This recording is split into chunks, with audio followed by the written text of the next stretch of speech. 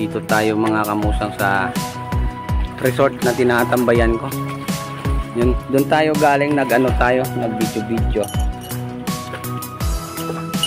Hapon siguro low tide.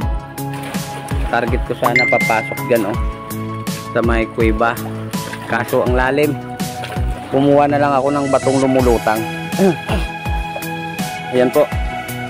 Ang batong lumulutang mga kamusang, ito po, pag mayroon po tayo nito, halimbawa kung may negosyo tayo, kumuha po tayo ng bowl o baso na may tubig, tapos palitan lang natin every week.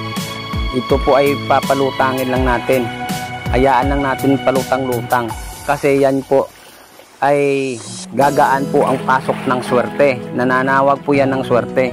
Ito yung kakayahan ng batong lumulutang. At ginagamit rin po ito sa mga mabibigat na mga problema, sa mga pagsubok sa ating buhay, kagaya sa mga kaso-kaso. Gagaan po yan at mapapanalo ninyo ang kaso. Ito po ay subok na rin ng kumuha sa akin at ng kapatid ko na babae na napanalo niya yung kaso. At ito rin po ay ginagamit ko rin na binababad ko sa tubig inumin. Ito po, pag may pasyente ako, pinapalasahan ko muna ang tubig na binabaran ng batong lutang o corals. Pag sinabi na tubig pa rin yung lasa, doon po ako mag-uumpisa na magkarga ng orasyon na dasal sa binabaran ng batong lutang na tubig.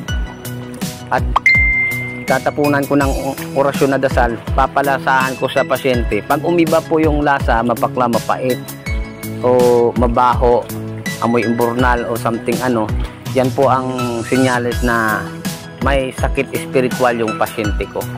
Pero ito mga kamusang, kung gusto nyong gamitin pampaswerte yung bato na ito, ay hayaan nyo na lang palutang-lutang sa bowl o di kaya sa baso na may tubig. Tapos every week palitan lang ninyo. Tapos kung gusto ninyo, linisin nyo ng maigi, hugasan nyo yung batong lutang, tapos pwede nyong inumin yung binabaran po, yung mga galing po sa trabaho, stress, pagod.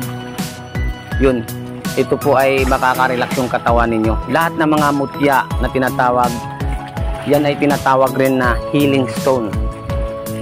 Nagpapakalma sa ating katawan at kumukuha ng negative energy sa ating katawan, yung mga mutya na yan. Yan, lumulutang po ito mga kamusang. Tapos hahanting pa ako ng mga lumulutang kasi ubos na yung batong lutang ko, mga corals na lang natira. Yan.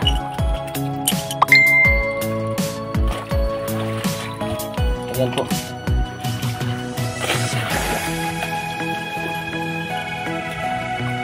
Yun, mapagpalang tanghali po.